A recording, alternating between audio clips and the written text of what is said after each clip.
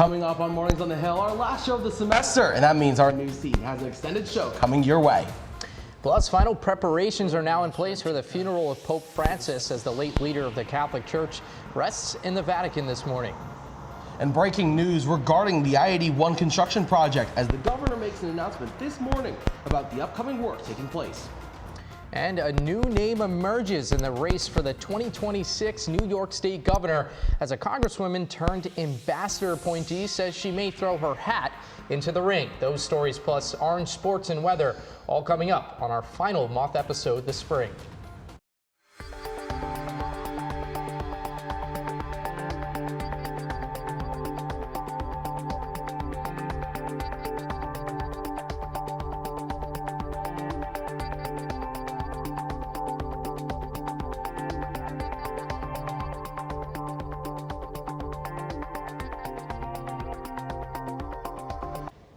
Good morning and welcome to Mornings on the Hill. I'm Richard Mai. And I'm Mike Lamore. Thanks for joining us on this special hour-long edition of Mornings on the Hill. Let's get right to our top story.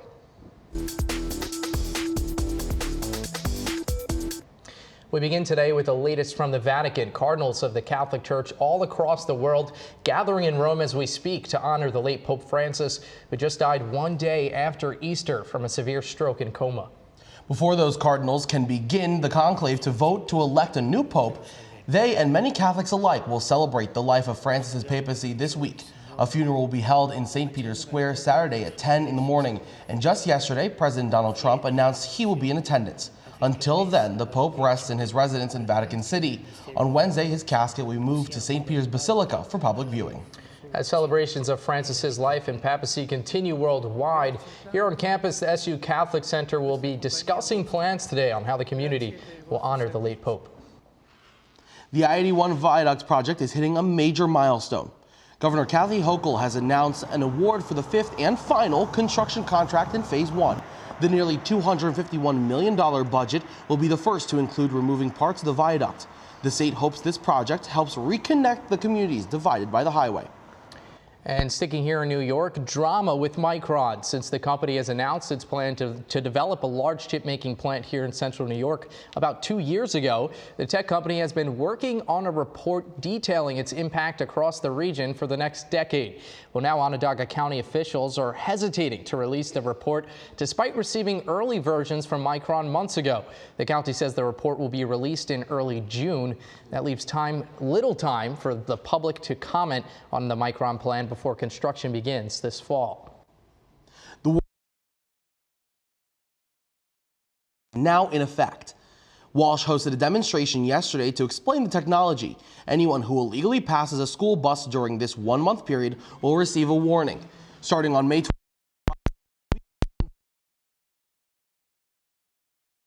Walsh says child safety is a top priority. Well, Richard, obviously the weather's been warming up and kids are going to be outside this entire time. Geraldine Paulia has the latest weather report. Geraldine? Thanks, guys. We are going to have a lot of kids out in the sunshine. The snow that we had last week is not a problem this week. We're sitting around the 50s today. It's going to be a little bit cloudy. We'll get up a little bit to the early 60s, but today is going to be a little bit windy. I will get into your later forecast, but just know you can break out the short sleeves and do all of that with the upcoming week, and make sure to stay tuned for the 5-day weather forecast. We'll have a little bit of rain, so you still want to have your rain jackets and your winter clothes prepared, but we'll get into that a little bit later. I'll send it back to you for now. Thanks, Geraldine. On this Earth Day, parts of the U.S. are dealing with ongoing flood risks after deadly storms. In New Orleans, some evening commuters had to take refuge on higher ground yesterday. Houston also saw flooding in parts of the area, as well as in Oklahoma, where several people are now dead after weekend storms, including 2 children and their mothers who were swept away in floodwaters. The Education Department is resuming collection of defaulted federal student loans. A loan is defaulted when the borrower fails to make the payment that are in terms of the loan. People who have defaulted will receive an email in the next 2 weeks with information on how to begin paying back the loan. If no action is taken by May 5th, borrowers will be referred to a collections program through the Treasury Department. The Education Department said that payments will be automatically taken out of borrowers' checks. Still ahead after the break, our Sean Tesler takes a look at the current construction over at Center State CEO's new Innovation Hub. Stay with us. Welcome back to Mornings on the Hill.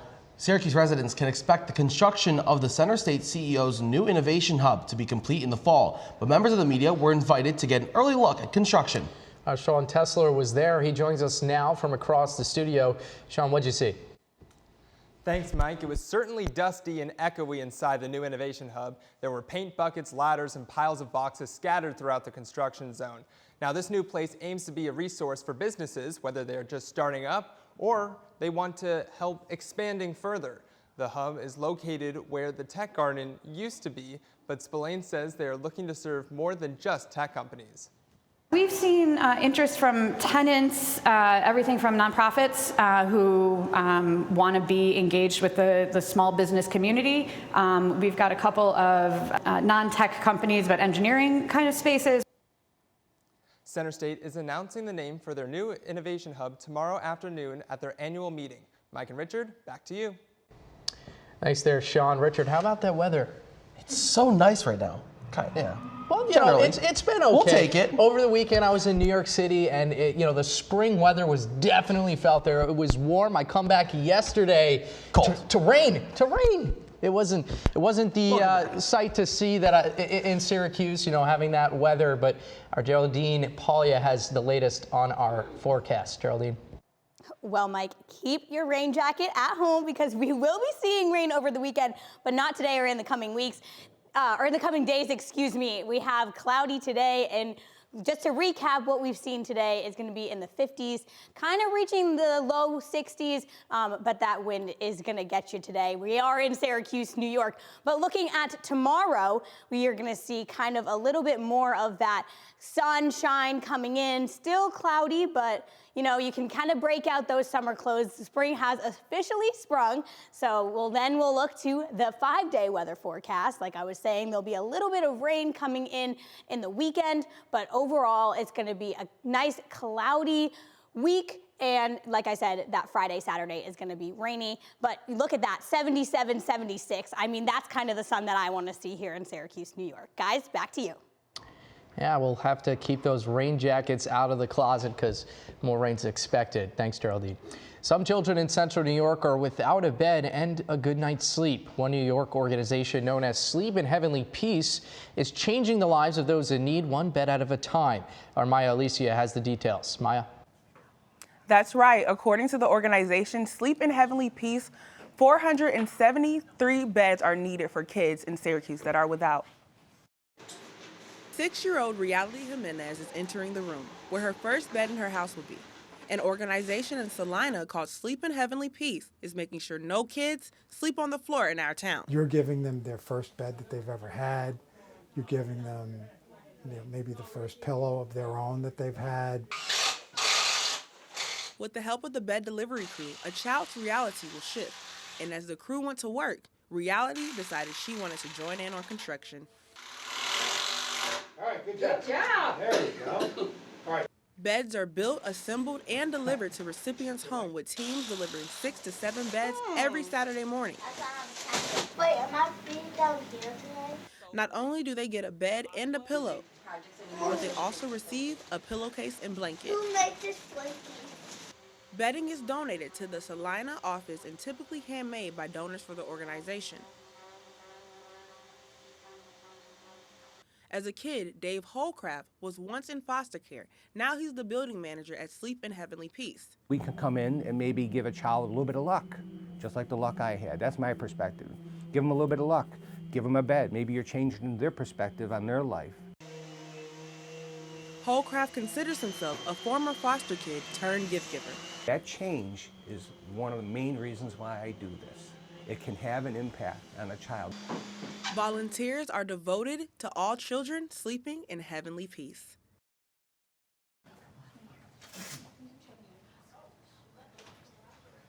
According to the organization's website, volunteers delivered 6,192 beds to kids in need and contributed 6,783 volunteer hours. Reporting for Mornings on the Hill, Maya Alicia, back to you guys.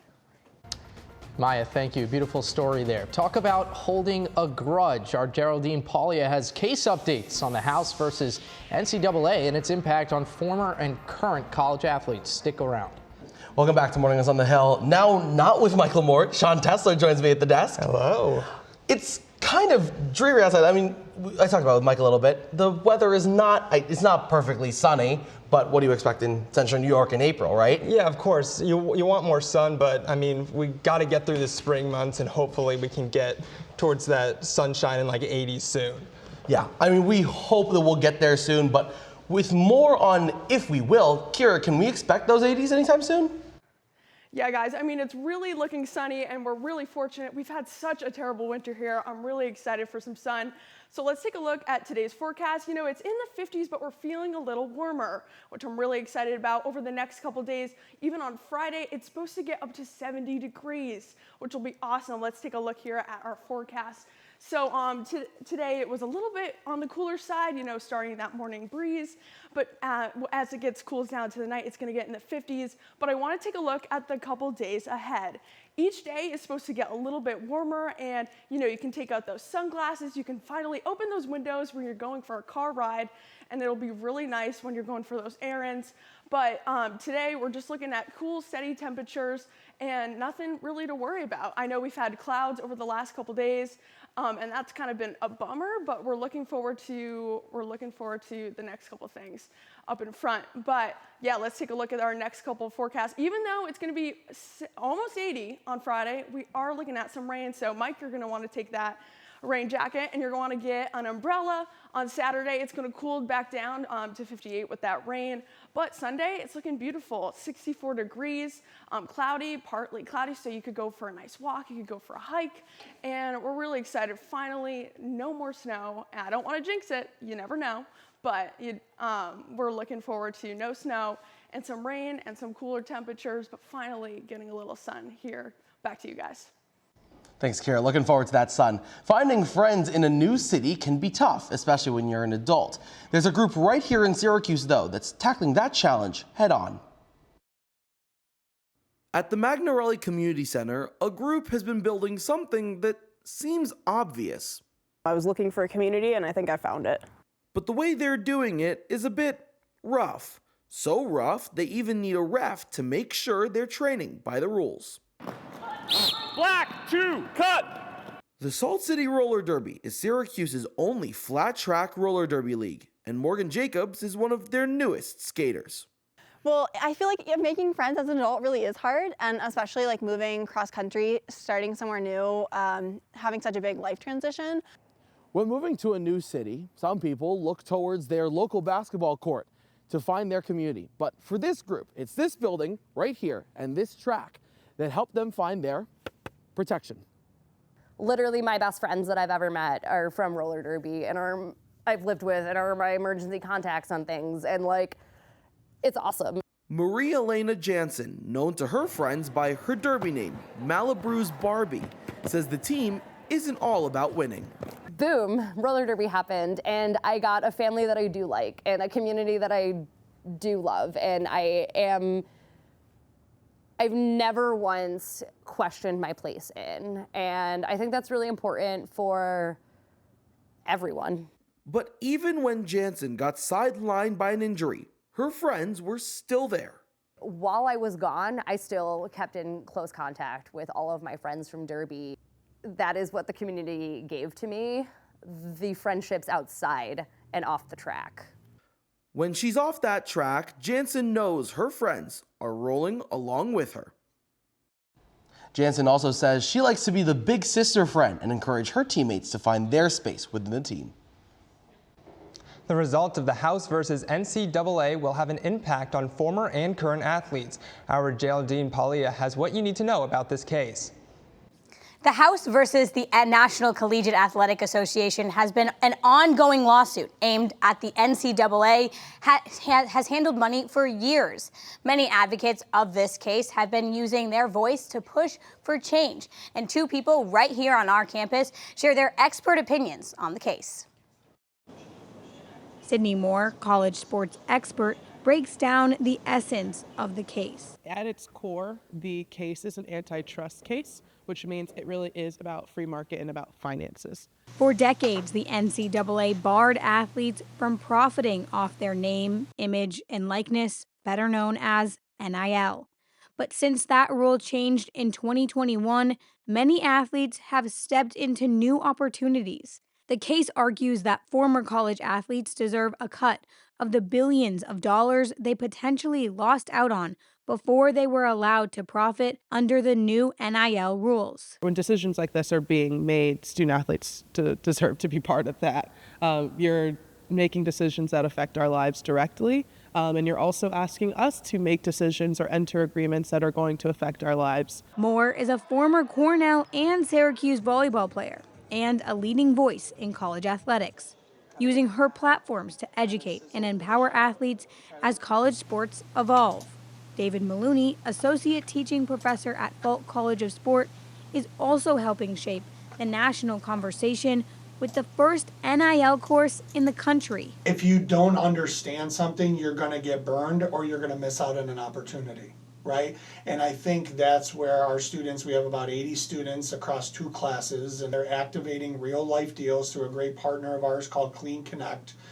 We had a lawyer that was on that's working out of the state of Utah and activating deals across some colleges. He stresses the difference between true NIL, where athletes monetize personal brand deals, and what's now evolved into pay for play, where deals are used to keep talent.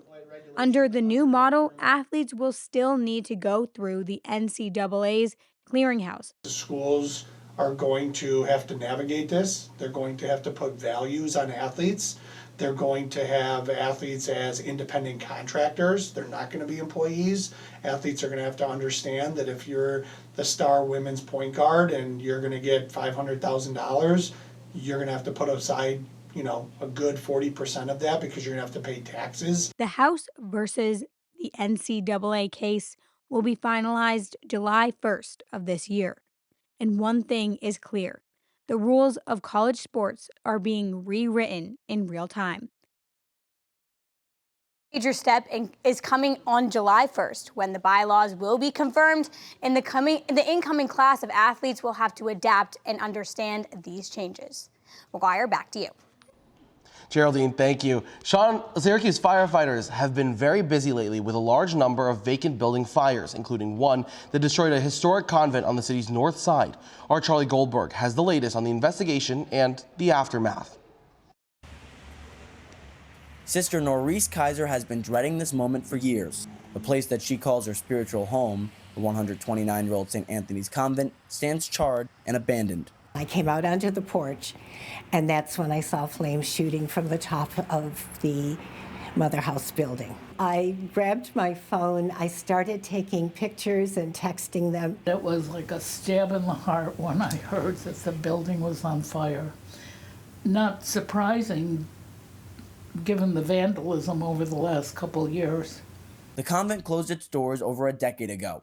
And when a private buyer promised to renovate it, complications arose. And instead of new apartments, the building attracted vandalists, vagrants, and squatters. It was arson of some form, whether it was deliberate or accidental. It happened. Officially, the city says it's still investigating the cause of the fire, but we don't have mice running around with matches. Birds aren't starting fires. And usually these structures do not have any power to them. Electricity has been cut, gas has been cut to these structures, so there has to be some intervening element in there that's causing these fires. And this is happening way more than you think. In fact, every 1 out of 3 structure fires in Syracuse last year were caused in vacant properties. We probably responded in excess of 90 fires last year, 2024. Our records indicate that 24 of those occurred in vacant structures. Squatters resort to starting fires, attempting to cook or tamper with wiring. And even though most of these incidents are accidents, many people inside of the homes don't call authorities, creating a more dangerous environment for firefighters. It's a preventable situation. Resources that we deploy to a vacant structure fire, those same resources could be going to someone that has a medical emergency, could be going to someone in a car accident, could be going to another structure fire. So we're tied up on one side of town for something that could have been preventable, It's restricting us from being on the other side where we could have an effect on the situation. While squatters caused the fire, Syracuse Mayor Ben Walsh blames property owner Robert Congle, saying he let the city and community down. As long as the owner pays their taxes, which in this case Robert Congle did, the city cannot take over the property despite repeated code violations. And that is just the core of Syracuse's vacant property fire problems. Absentee landlords and citations that don't force owners to fix issues at hand. In Syracuse, I'm Charlie Goldberg for NCC News. Thanks, Charlie. The race for New York governor is underway. Stick with us on Mornings on the Hill for the latest in this political campaign. Well, the New York governor's race is underway and is already drawing attention. A poll taken in late March by Data for Progress shows that Governor Kathy Hochul currently leads a potential Democratic primary field with a 33-point lead based off of name recognition. Hochul, a Buffalo native who served as New York's lieutenant governor for more than 6 years, rose to the top office in 2021 after Governor Andrew Cuomo resigned in the wake of his sexual harassment scandal. On the other side of the aisle, New York State Representative Elise Stefanik is getting some buzz as well. In a report from Bloomberg, allies of Stefanik confirmed that she is heavily weighing the prospect of jumping into the race. Stefanik is a staunch ally of President Trump and was considered for an ambassador position during the transition period. Vinaya, I know you have some more on both of these political heavyweights. Thanks, Jack. Welcome to our edition of Women in Politics. Today we're focusing on the 2026 New York governor race, which is shaping up to be between two prominent women, Democratic Governor Kathy Hochul and Republican Congresswoman Elise Stefanik. Joining me today is Kira Suryanek and Rosie Reposarda to discuss each candidate and what they both think the campaigns will look like. Thank you for joining me. Thank you for having us. Yes. So we'll start out with our first question. So let's begin with Governor Hochul. And recent data suggests that a majority of New Yorkers are seeking new leadership. As a New York native, Rosie, what's your take on her current standing? Yeah, so as the first female governor of New York, I think that she's done a lot to make traveling in New York State a lot easier. So for example, she's taken out, she's made boothless tolls across New York State, making that flow a lot more. And then she's also added those Apple Green rest stops across the entirety of New York State thruways. So definitely helping that. And then she's also pushed forward with infrastructure improvements, such as helping Syracuse with the I-81 project, and even helping the Bills, the Buffalo Bills' new stadium in Orchard Park. But however, she's taken some heat lately, especially over the handling of New York State prisons, especially over her handling with the tension of correctional officers, which has grown, and strikes and staffing issues have hurt morale and safety a lot, and especially with the Hull Act, while in well-intentioned plans, it did cause backlash, and critics say that it limits safety and prison control. So her approval ratings have definitely dipped, partly because of these controversies, but I think that voters need to see and weigh out these issues on like what affects them the most, and that's all it really comes down to. All right, and Kira, turning to Elise Stefanik, she's been a prominent figure in the Republican Party and is now eyeing the governor's seat. What do you think her candidacy would bring to the race? Yeah, I think it's a great question. I think we're already seeing the effect. I mean, I want to bring up something that Rosie talked about, that 39% from that recent Marist poll. I mean, 39% of New Yorkers approve right now of Governor Kathy Hochul. That number is staunch. I mean, and I think Elise Stefanik coming in just kind of leaves an opening and kind of gives us some light into kind of seeing how the Democrats aren't as safe as I feel like they may think they are in this state. Stefanik potentially entering the race, I think, is highlighting Hochul's current lack of favor with New Yorkers. Although I think it's important right now that we touch upon, Elise Stefanik hasn't confirmed she's running yet, so there's nothing definite. But even though New York is traditionally a deep blue state, I think it's important that we talk about Stefanik could bring Trump's support and backing with her. And I mean, we've seen just from 2020 to 2024, a huge growth in the Republican Party. I mean, Trump lost it a lot less than he did back in 2020. So I think carrying over with Stefanik's support from Trump is going to be really important. And for Rosie, do you see any primary challenges that could impact Governor Hochul's campaign? I know you mentioned a couple before, but is there any? I think it's more for the progressive challengers. So they're likely to focus on criminal justice issues and reform and labor rights, which Kathy Hochul is doing that. She's helping with protecting constitutional rights. But then there's also that side of conservative values with protecting the New York State prisons. She's not really getting that. In order for her to win, she really needs support from both parties, with also not a lot of Democrats favoring her policies and stuff like that. And moderates may also rise if they sense that she's too damaged to win a general election. I don't think that a lot of people are as feeling that she is good enough for this position. So I really think that it's just shaping up to be a real test of whether the Democratic Party stands with her and actually supports her through this next race. Okay, so, and for Kira, considering the potential for a Republican resurgence, how significant is Stefanik's candidacy? I think, like Rosie said, Hochul's really going to need that backing, because Stefanik's entrance is going to make the GOP primary that much more competitive. I mean, like I said before, Stefanik carrying Trump's support is huge, and I think that's what this race is going to come down to. She does have the opponent right now, Representative Mike Lawler. It's important to note that Stefanik's history also of flipping voters from blue to red in New York is huge. But I think what's also equally important that we have to discuss is whoever Stefanik's opponent is for that GOP ticket, how connected are they to Trump? I think that's going to be the biggest thing. How close can you get to Trump? Because whoever has that backing, that national backing, I think is really going to clinch a ticket. And right now, it's Stefanik. All right, so any final thoughts on the implications of this race? I'll let Rosie go first and then Kira. Yeah, overall, I think this race could seriously reset New York State's political direction, and voters are signaling that they do want change, whether that's policy or personality. I think that whoever wins will have to balance public safety, labor relations, and reform, and that is no easy task. I mean, I get it. I think Republicans do have some reason for optimism. I mean, they're slowly making their way here in the Empire State. Something important to note that I want to leave off on, the party's 2020 nominee, Lee Zeldin, he came only within 6 points of beating Ms. Hochul. And I think, like we were talking about, whoever has that backing is really going to try to get that thin margin. So I think we got to look out for that. But I think it's a great and important discussion that we have right now, even though it's out to 2026. All right. Well, thank you guys for those insights. The 2026 race for New York governor is shaping up to be a pivotal moment for the state. While it's been nearly 2 decades since a Republican held the office, Congresswoman Elise Stefanik could prove to be a serious contender against Governor Kathy Hochul if she secures the GOP nomination.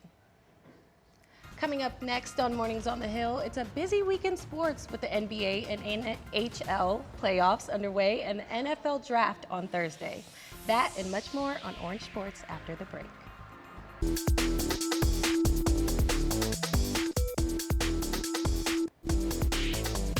Good morning, I'm Natalie Simonowitz here with your Orange Sports updates. The Stanley Cup playoffs began over the weekend, featuring fighting in Ontario, frustration in Winnipeg, and singing in Dallas. The excitement carried into last night. Caleb Spinner is in studio with what happened between the Oilers and Kings in the City of Angels. Thanks, Natalie. Kings and Oilers in Crypto.com Arena, and the Kings got out hot. And Andrei Kuzmenko scores first off a power play, and then this one right here from Byfield off the backboard, 2-0 Kings early in the first. And then back here, dangling right in front of the crease, Adrian Kempe dangles through the blue paint. And then Philip Deneau follows up, picking up the trash. It's 4-0 LA in the blink of an eye. But here come the Oilers, one of the most dangerous duos in hockey on the forward side.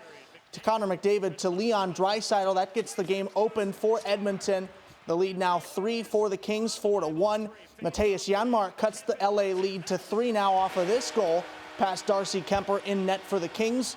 But then LA will answer. Kevin Fiala on a 5-on-3 puts it to 5-2. LA still alive, a feed from McDavid there to Corey Perry, 5-3 Kings. Then McDavid back again with another assist, this time to Zach Hyman, right in front, beats Kemper, 5-4 Kings with 2 minutes left. And then McDavid again, another assist, make it 3 in a row. Nope, he's going to take this himself and sneak it past Kemper all by his lonesome. That ties things at 5. The entire province cheering as Edmonton evens things up in the final minute. Overtime looming in LA. Moore got down the ice, pulls back at the slot, feeds inside to Deneau. He scores, and LA survives, getting a 6-5 win in regulation, closing seconds. They'll take game 1 in an instant classic. Game 2 is this Wednesday at 10 p.m. Eastern inside Crypto.com Arena in Los Angeles. As for what you can watch tonight, we've got 2 things. First, the Battle of Ontario, round 2 between the Ottawa Senators and Toronto Maple Leafs. That game starts at 7:30 on ESPN2. And the Battle of Florida begins. The Florida Panthers traveling south to take on the Tampa Bay Lightning. That game at 8:30 on ESPN. That's a look at your Stanley Cup playoffs. I'm Caleb Spinner from Mornings on the Hill.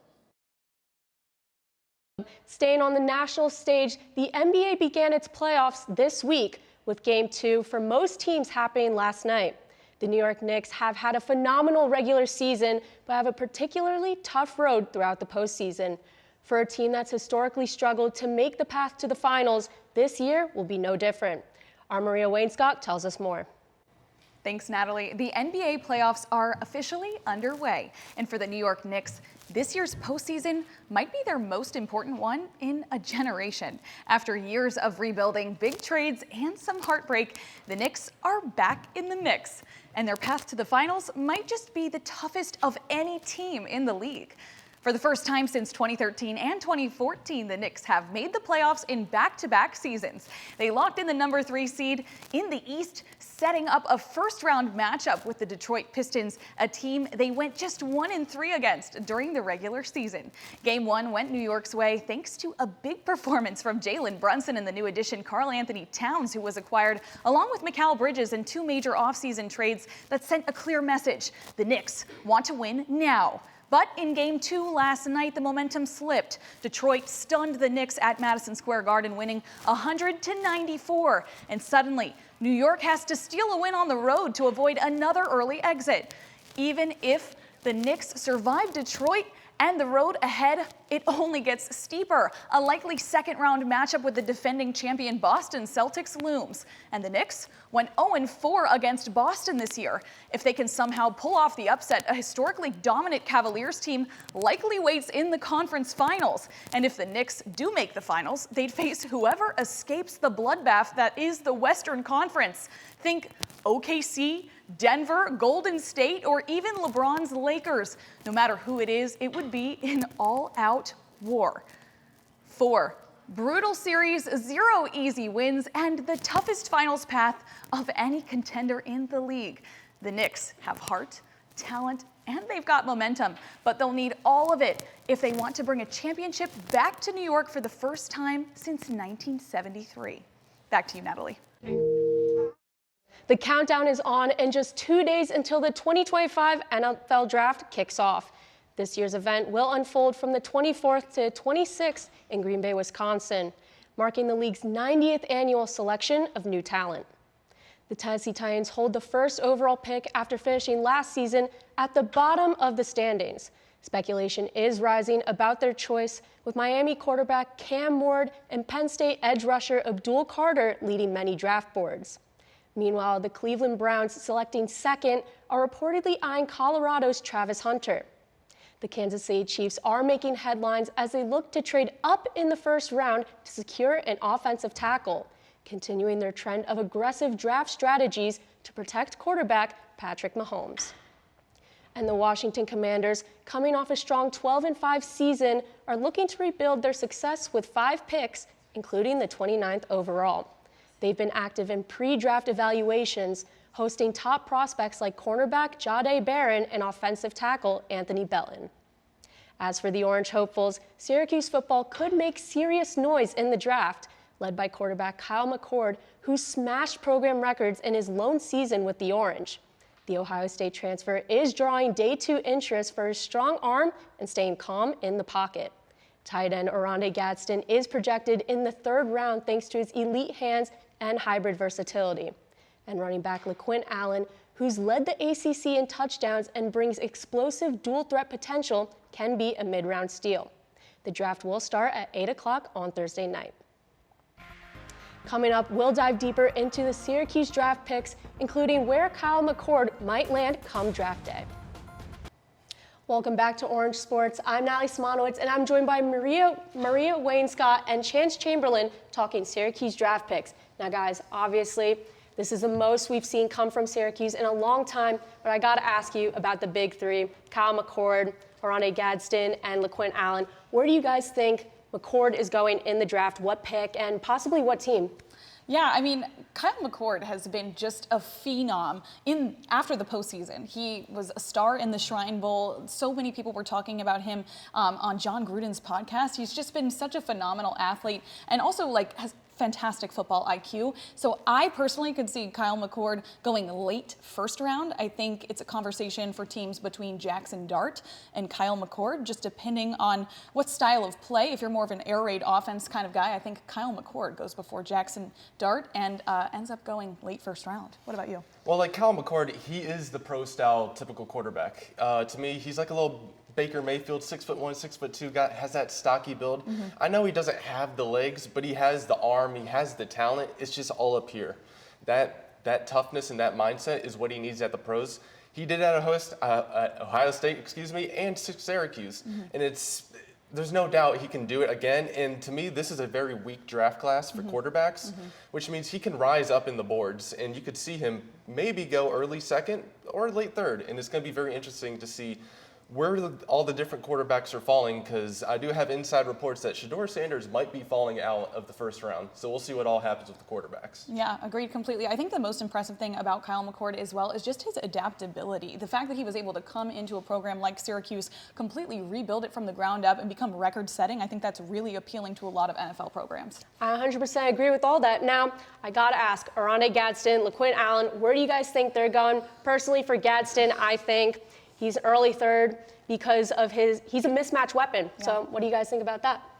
Yeah, to me, Oronde Gadsden, even though he's a mismatch weapon, the big thing for him is he's a tight end and a wide receiver at the same time. He needs to figure out what position he wants to be in the NFL, because he doesn't have the pass blocking or the run blocking as a typical tight end would have, like George Kittle and stuff like that. He's more of like a Brock Bowers in terms of vertical threat, trying to get downfield all the time. So, but he doesn't have the speed to be a wide receiver. So the big thing for him is figuring out what position he wants to be in the NFL. And another thing with him, injury prone. He's been injured about every single year of his career. And how does that translate to the pro level as well? Because it just doesn't go away automatically overnight. Where do you think he's going to end up? Yeah, I think he's going to end up at the Saints. I think they're really lacking a big body wide receiver sort of type. And like you mentioned, he's a wide receiver in a tight end's body. I mean, he's 250 pounds for a tight end. It's just amazing. And you mentioned his hands, his versatility. He's really just a weapon ready to be sniped off the draft board. And I'm really looking forward to hopefully seeing the Saints and maybe McCord go to the Saints as well. That would be interesting, having that duo right there. Agreed. Now, Maria, I also understand you will be attending the draft. Yes. So what have you been doing in preparation for that? And also, what are you expecting going into such a big event? I think it's going to be a phenomenal event. I think this class of draft is just fantastic. We have some of the super seniors graduating finally. So it's one of the biggest draft classes I've ever seen, just in terms of talent. But I'm really excited about Syracuse football. I've been prepping a lot of, personal stories for them. So I'm hoping to be able to, articulate that on a more national stage while I'm there. Awesome. And Chance was at Barnes wheelchair basketball event last week. Newhouse's DEIA and CNY Adaptive Sports teamed up for Disability Awareness Month. It wasn't your average Tuesday night at the Barnes Center. Professors, staff, and students from the Newhouse School traded in their sneakers for wheels in a high-energy, first-of-its-kind wheelchair basketball game in celebration of Disability Pride Month. It was a lot of fun. It was a great chance to spend some time together with people and also get a sense of what the adaptive scenario would be like playing in a wheelchair. The DEIA office, CNY Adaptive Sports, and Newhouse teamed up as Dean Mark Lodato, Professors Meg Craig, and even Professor Gittner himself were on the court, who's been dreaming of making this moment happen for years. It's just really great to see my colleagues playing basketball, playing wheelchair basketball, seeing them out here, seeing who decided to come. It was sent to everybody, and not everybody can come. I even saw retirees here. It was really fun. It was fun seeing them and seeing people that just came out to support me. which is really nice, and I appreciate that. Colleagues, friends, that's, I've been here 16 years. It's fun to see, to have friends that will come out and support you like that. For many, the game was much more than just competition. It was a powerful experience in empathy and community. I think it's an important part of who we are as communicators, ultimately, is getting to experience different things and relay different stories, and part of that is participatory. So that's what this is all about. And while the score didn't matter, the impact did. We want to celebrate community, but we need to work together and collaborate to do something meaningful, and people can be engaged, and not just people of that particular community, it's like everybody. From bonding on the court to breaking barriers, the night was a slam dunk for inclusion and just the beginning. So we're doing wheelchair basketball now. We played wheelchair basketball with the sororities before. We're going to be doing wheelchair rugby, and we're going to be doing wheelchair lacrosse. Now, none of us knew how to play wheelchair lacrosse. None of us. I'm bringing a guy in from Buffalo, three-time Paralympic sled hockey player, Adam Page. He's also plays wheelchair lacrosse. He's coming to show us how to do it. Whether it was their first basket or first time in a chair, tonight's event showed the power of play and partnership. At the Barnes Center, I'm Chance Chamberlain, NCC News. And that'll do it for sports. Coming up on Mornings on the Hill, we'll have a look at entertainment with Maya Alicia after the break, including a look at the new hit movie Sinners. We'll be right back. Welcome to Entertainment. I'm Maya Alicia, your entertainment anchor. Now, the word on the street is Sinners. On April 18th, the movie hit theaters worldwide and took the #1 spot on the list of top 5 films in theaters. Michael B. Jordan stars in the film and plays twins that uncover an evil lurking in their town. This supernatural thriller is set in Jim Crow era South. I started imagining all the different versions of twins that I've seen in movies before, and I was like, okay, cool, how the hell are we gonna do that? Like, you know what I'm saying, how are we gonna make this dope? So we kind of started vibing on that for a little bit, read the script. It was an incredibly fast read. I read it, I didn't want to put it down. The film is directed by Ryan Coogler. This is not Coogler's and Jordan's first rodeo. They've worked together on Coogler's most widely known movies like Black Panther, Creed, and Fruitvale Station. Now, I have very special guests here with me, Sheridan and Autumn. Autumn and Sheridan saw the movie this weekend. So without spoiling anything, tell me about the thriller of it. Like, how was that? Without spoiling it, I fear it is kind of complicated, but it was so good. I think we all know that the plot is about vampirism. And as a Vampire Diaries fan, it was tea, y'all. It was good. Yes, I really enjoyed it. I would say definitely watch it and look for those subliminal messaging. It was not your traditional horror movie. And of course did, have those jump scares that were going on with the movie, but it really does have some deeper messaging such as like spirituality and things of that nature. So really get into it. And if I were you, I'll probably stay off TikTok because I'm now stuck in Sinners TikTok. Yes. I'm seeing so many videos of people talking about the movie and all the messaging that they got out of it. So I thought it was really amazing. So shout out to Ryan Coogler. He ate that. Yeah, I really liked it. I'm gonna keep scrolling because me, as soon as I see sin, scroll. So do you think that it was like similar to Lovecraft Country?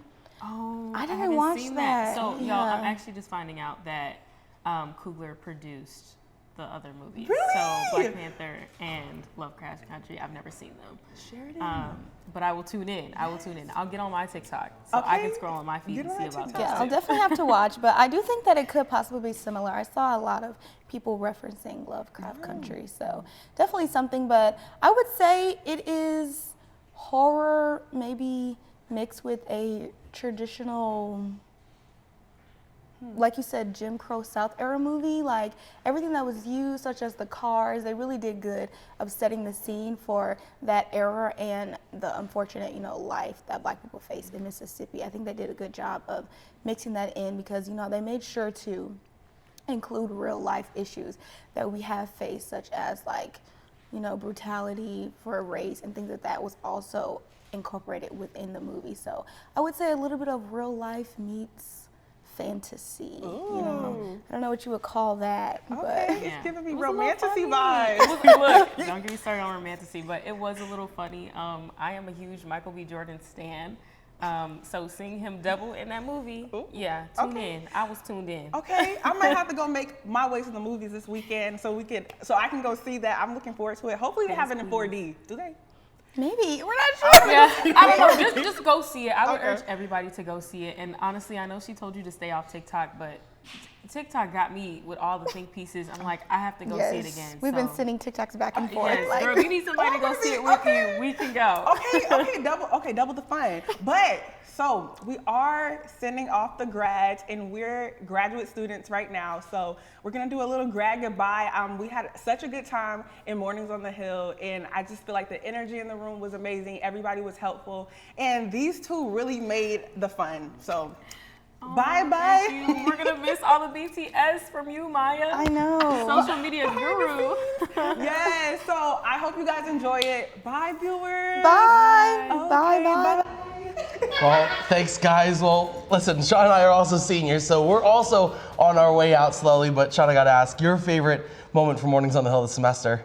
You know, I've really liked being a reporter and going out in the field and covering stories. I'd say my favorite story that I've covered is the SU bed making event. Being able to see all the students come together and work with the community to do such for a good cause was really fulfilling for me. What was your favorite moment? I mean, it's been a great semester. It's been the people that have really made the place, and getting to know you and a lot of our other faces, and both that you've seen on camera, behind the camera. But I think we'd be remiss if we didn't shout out our fearless leader, the lovely Professor Keith Copeland, for everything that he's done for us this semester. We are eternally grateful for the opportunities that he's given us to really grow ourselves on camera as well. So. Yeah, and he's been so supportive and really cares about the growth of each student in the class, and for that I'm just so appreciative.